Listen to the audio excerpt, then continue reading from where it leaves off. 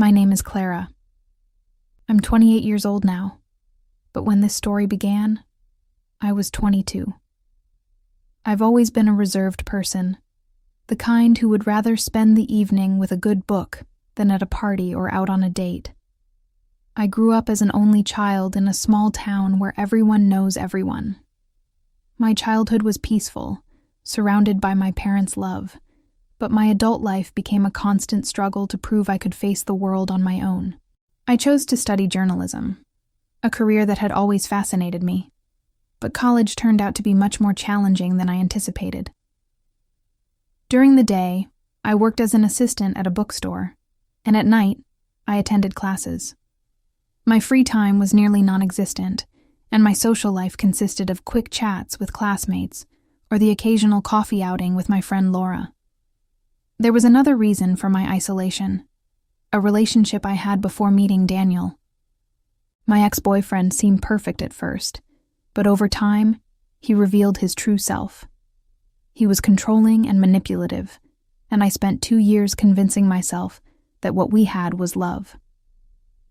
When I finally gathered the courage to leave, I promised myself I'd never let anyone make me feel small or unworthy again.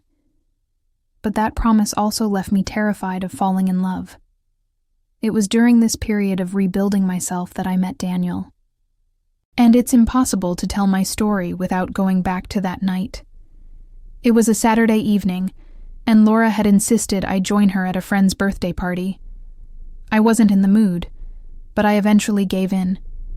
When I arrived, I immediately felt out of place. I didn't know anyone, and the music and laughter only made me feel lonelier. I found a corner, pulled out my phone, and pretended to be busy. That's when I saw him. Daniel stood among a group of people, laughing at something someone had said. But unlike everyone else in the room, he seemed peaceful. His smile was easy and warm, like he was perfectly at ease with the world. I tried not to stare, hoping to remain invisible, but somehow he noticed me. With a drink in his hand and that effortless smile, he walked over and said, "Hi, I'm Daniel, and you are?" I smiled timidly and introduced myself. His voice was calm, inviting, and before I knew it, we were deep in conversation. He asked me what I did, what I liked, and even shared that he loved the same author I had casually mentioned. We talked about music, movies, even childhood dreams. And somewhere in the middle of all that, I realized I was laughing, really laughing, for the first time in months. The following days, Daniel found a way to contact me. He got my number from Laura and started texting me. At first, I was cautious. My replies were brief, almost cold, but Daniel was different. He wasn't pushy or overly eager. He was patient, and slowly, I found myself opening up to him. A few weeks later, he asked me out. I was nervous, but said yes. Our first date was at a small cafe downtown. He arrived holding a book and said, "I saw this and thought you might like it." It was a novel I'd mentioned briefly at the party. That seemingly simple gesture moved me. We spent hours talking that day, and for the first time, I felt truly seen. Daniel didn't just ask about my life. He genuinely wanted to know me. Over the months, we became inseparable. Daniel was attentive in ways I'd never experienced. When I was stressed with school, he'd show up with my favorite coffee. When I doubted myself, he was the voice reminding me of my worth. He noticed every little thing about me, the way I twirled my hair when I was anxious, or how I arranged my books by color. But no matter how happy I was, a part of me couldn't shake the fear that it was too good to be true. I had scars from my past, and every time Daniel showed me love, a voice in my head whispered that it wouldn't last. That fear began to build walls between us.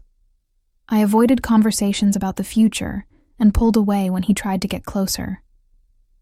Daniel, ever patient, would ask, "Are you okay?" "Do you want to talk about it?" And I'd always reply, "I'm fine," even when I wasn't.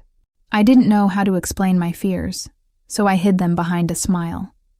After nearly a year together, Daniel got an incredible job offer in another city. When he told me, his eyes sparkled with excitement. He was passionate about his career, and I knew how much this opportunity meant to him. Then, holding my hand, he said, "I want you to come with me. It doesn't matter where we are, as long as we're together." His words should have comforted me, but instead, they terrified me. The thought of leaving my life behind, starting over in a new city, it was overwhelming.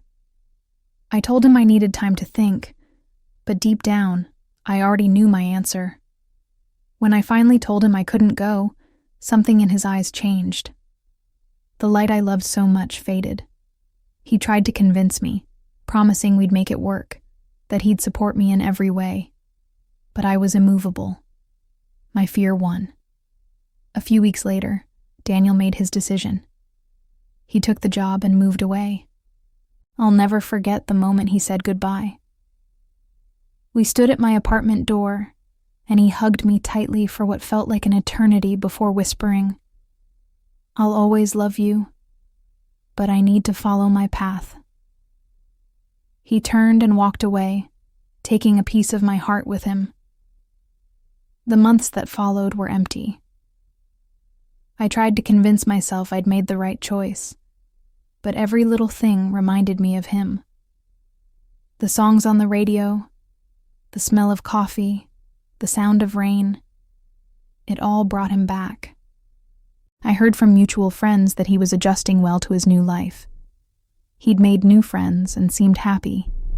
That should have comforted me, but instead, it only deepened my regret.